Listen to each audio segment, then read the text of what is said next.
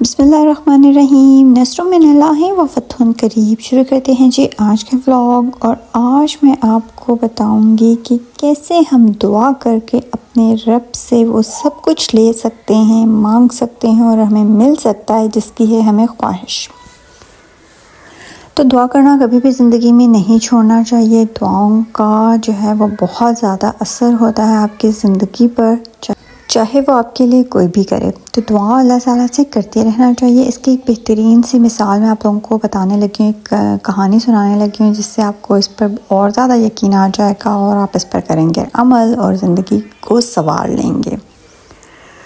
एक खातून थी जो बेवा थी, अपनी बेटी और अपने अब्बू के यानी वालिद के हमरा वो रहा करती थीं और उनका गुज़र बसर ऐसे होता था कि कभी कुछ मिल जाए तो बिस्मिल्लाह, वरना खाली पेट ही सो जाया करते थे। एक दिन अचानक उनकी बेटी को बहुत सख्त बुखार हो गया। खाने के लिए उनके पास पैसे नहीं थे तो दवाई के लिए कहाँ से आते पैसे। बहुत परेशान हुई और बेटी को पट्टियाँ रख के टेम्परेचर को कम करने की कोशिश की, लेकिन ऐसा नहीं हुआ। इसी आलम में वो बहुत ज़्यादा हो गई परेशान। अल्लाह ताला से इल्तिजा करने लगी, अल्लाह से इल्तिजा कर करके दुआएं मांगने लगी कि मेरे अल्लाह कोई मदद पहुंचा दे जिससे मेरी बेटी सेहतयाब हो जाए और हमें कुछ खाने के लिए भी मिल जाए। यही कहना था, इसी आलम में थी कि उनके दरवाजे पर दस्तक हुई। वालिद और बेटी हो गई काफ़ी परेशान क्योंकि उनके घर कोई भी नहीं आता था, तो किसने दे दी है दस्तक। दरवाज़ा खोला, आगे थे जी एक डॉक्टर खड़े हुए। डॉक्टर ने कहा कि मरीज़ कहाँ हैं। ये हुए काफ़ी परेशान, लेकिन इन्होंने, क्योंकि इन्हें ज़रूरत थी, इन्होंने बता दिया कि ये है जी मरीज़। उन्होंने चेक किया मरीज़ को, दवाई दी, इंजेक्शन लगाया और जब जाने लगे तो कहा कि मेरे पैसे दे दे। अब जब आई पैसों की बारी, इन्होंने कहा कि हमारे पास तो पैसे नहीं है और तमाम मामला जो उस खातून के साथ हुआ था वाक़या वो उन्होंने बयान कर दिया कि मैंने तो अल्लाह से इल्तिजा की है, मेरे पास तो पैसे हैं नहीं। डॉक्टर काफ़ी हैरान हुआ और कहा कि मैं आपके दरवाज़े पर कैसे आ गया हूँ। जब उसने कहा कि आपने मुझे फिर फ़ोन क्यों किया था, तो उस खातून ने कहा कि हमारे घर तो फ़ोन भी नहीं है, मैं आपको फ़ोन कैसे कर सकती हूँ।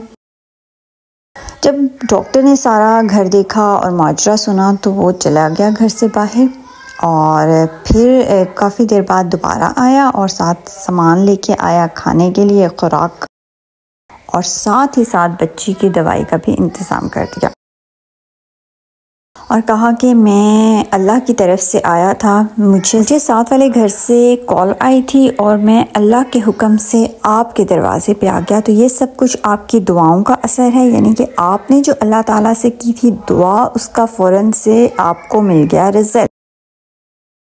और अल्लाह के हुक्म से मैं आपके दरवाज़े पे आ गया, ना चाहते हुए भी, और अल्लाह ने जब हुक्म दिया तो वो काम हो जाता है। तो डॉक्टर काफ़ी रोए और चले गए और कहा कि इसके बाद आपकी ज़िंदगी में जितना भी आपका खाने पीने का ख़र्चा है वो मैं उठाऊंगा और आपको परेशान होने की कोई ज़रूरत नहीं है। तो देखें, दुआ हम करना छोड़ देते हैं, हम मायूस हो जाते हैं। जब बहुत दफ़ा इंसान के साथ ऐसा होता है कि जब हमें कोई चीज़ चाहिए होती है तो हम मायूस हो जाते हैं और हम कहते हैं कि अब हमने दुआ भी नहीं करनी क्योंकि हमारी दुआ कबूल नहीं होती। लेकिन ऐसा नहीं है। अल्लाह ताला हर एक इंसान की दुआ सुनते हैं और दुआओं से तो तकदीरें ऐसे बदलती हैं कि इंसान सोच भी नहीं सकता और इंसान के गुमा में नहीं होता कि अल्लाह ताला वो चीज़ कहाँ से उसे अता कर देते हैं।